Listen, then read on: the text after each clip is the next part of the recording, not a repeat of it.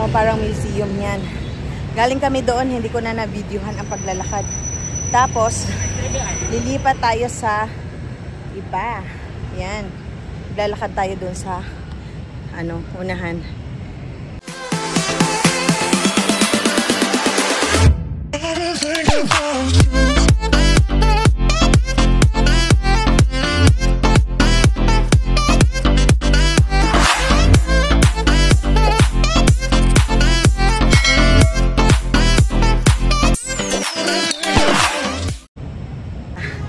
Go na!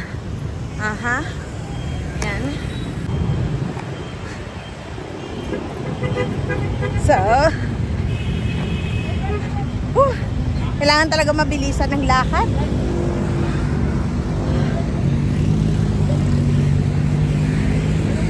Ha?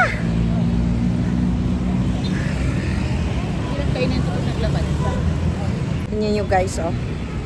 Park na naman. Ang hilig nila sa mga park actually. Ayun, oh. Nape-preserve nila talaga yung mga trees nila. What is that, my friend? He's using me now. Overuse. Yeah.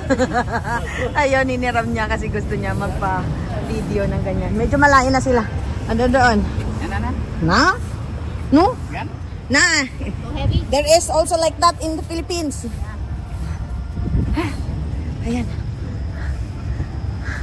Wala ko masyadong kikitang beggar.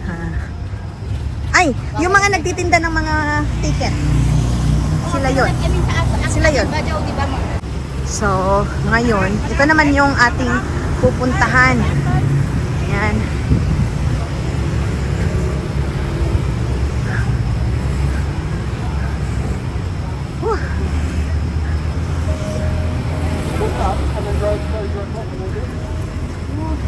Ang init din ng lugar. And, ang init.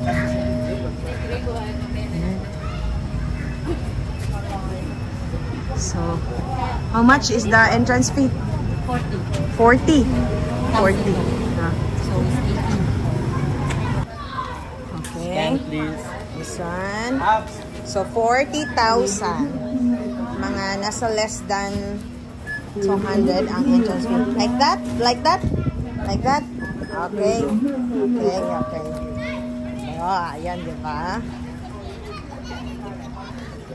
Yan yung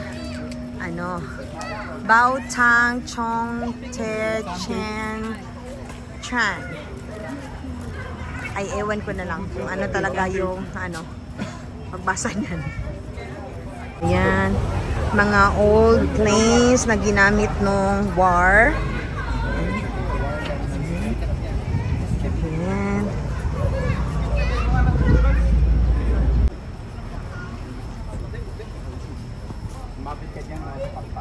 Pwede ba? Baka matumba yan.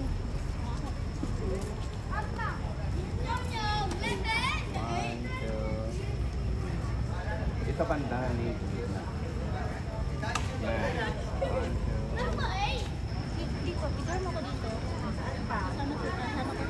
Ano ito?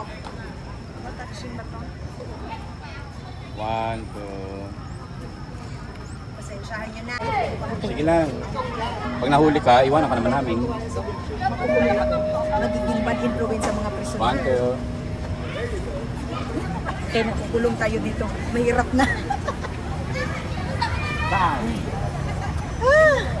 Ganda naman, okay naman. Ano pangalan dito, ate? Museum nila to. War Remnants. War Remnants daw. 40,000 dong ang bayad dito. Magkano yan sa peso, ate? 80. 80 pesos? Opo. 80 pesos pala.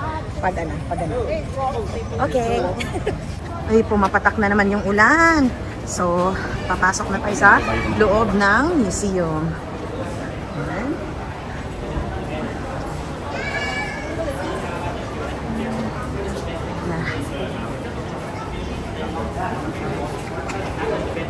Medyo madaming tao ngayon kasi Sunday.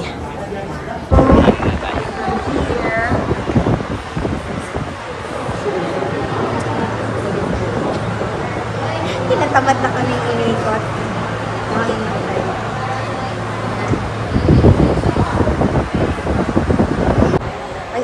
kasi nasuot ko. Tuloy-tuloy na kasi yung lakad namin, kaya hindi na kami nakapag, madalas kasing umuulan dito, kaya tuloy-tuloy yung lakad. Nahilo talaga ako sa init. Humid kasi yung nila, talagang maalinsangan.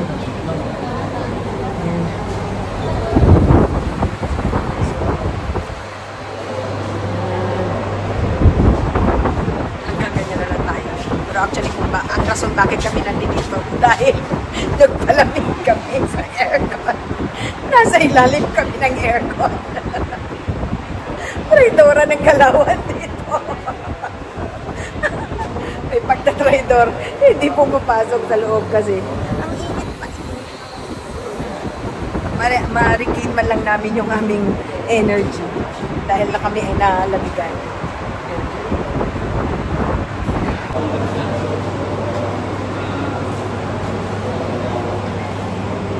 So ayan, yung buong part ng museum ito.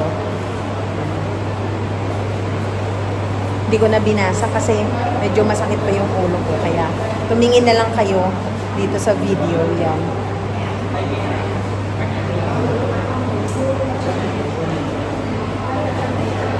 Ayan.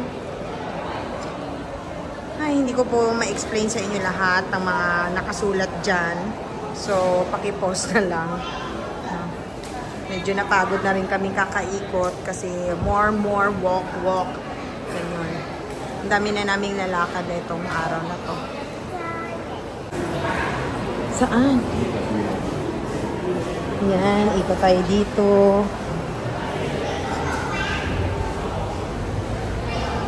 Marami pa actually sa taas, meron.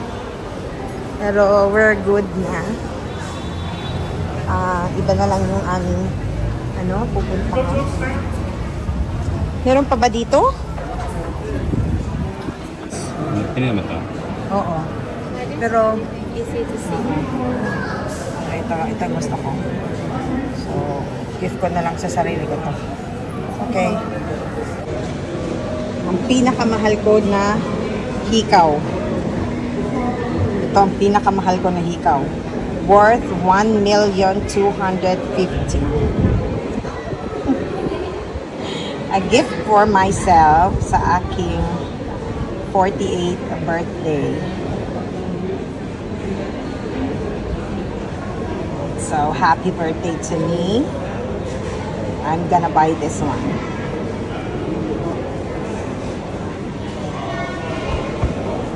Okay. So, This one more beautiful. it's so beautiful. My remembrance here in Vietnam. Okay. Worth 1.250 million. Yan ang pinakamahal. Sa amount. Hindi ko talaga napigilan yung sarili kong mabili yung hikaw na yun. Parang hindi ako makatulog. Hindi ako makatulog pag hindi ko binili yung hikaw na yun. Kaya binili ko na lang talaga. Dito na tayo. Ito ang ulit. Ano pinagsasabi mong ito ulit? Okay.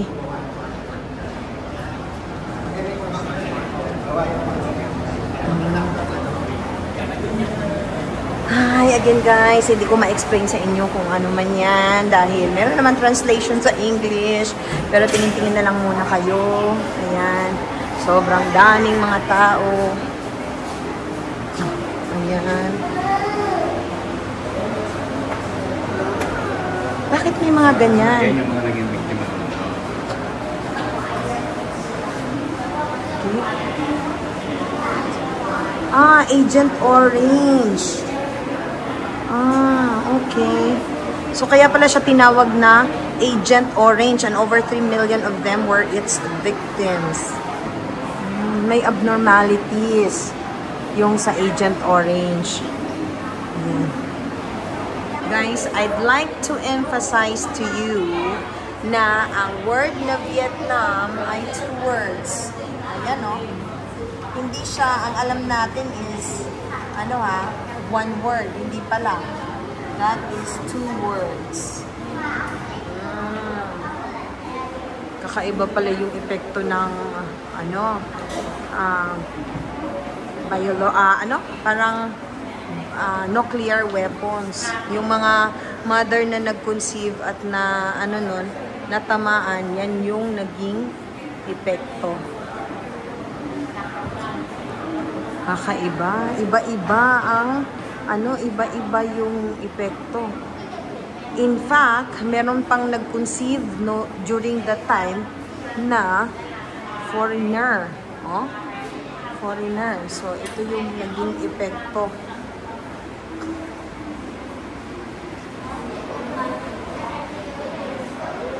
Kasi yung father niya ay na-expose sa Agent Orange dioxin. And also this one, Dan Loney, is a Vietnam War combatant exposed to dioxin. His wife has had several miscarriages and they have a disabled daughter na-expose. So yun yung effect nun. Area na to ay mga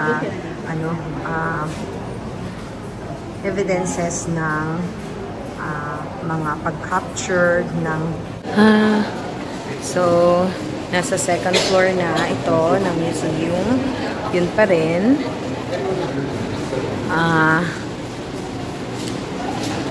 mga evidences ng war.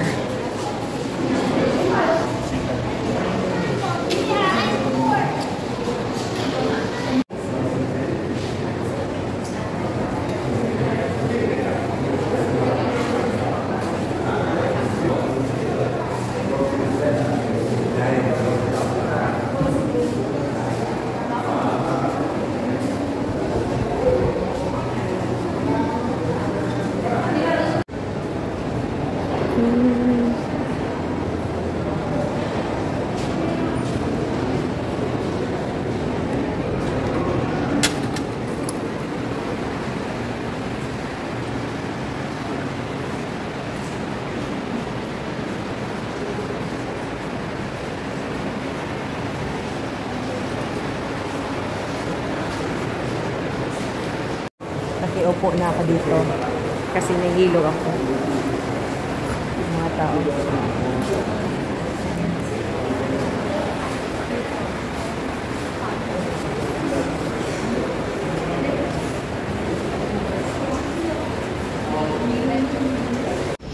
So, naikot na namin yung sa taas. Naubusan lang talaga ako ng battery. Meron pa ditong part ng museum na to. Dito daw yung, parang pugutan ng ulo. Yung punishment nila noon. Ito yata.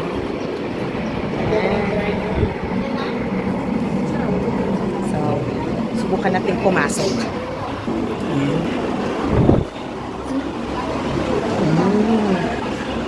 Okay.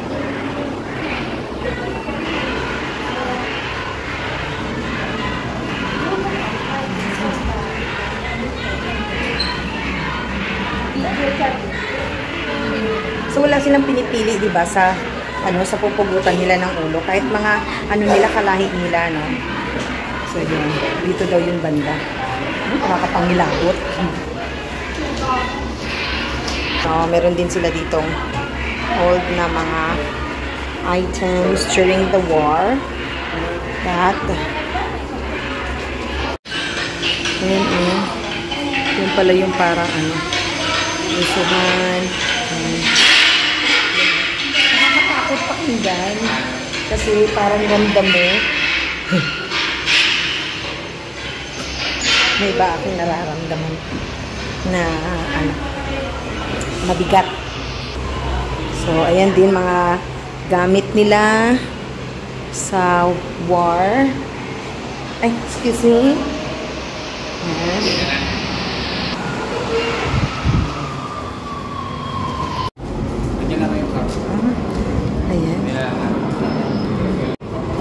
So hanggang dito na lang ang ating vlog sa museum na to.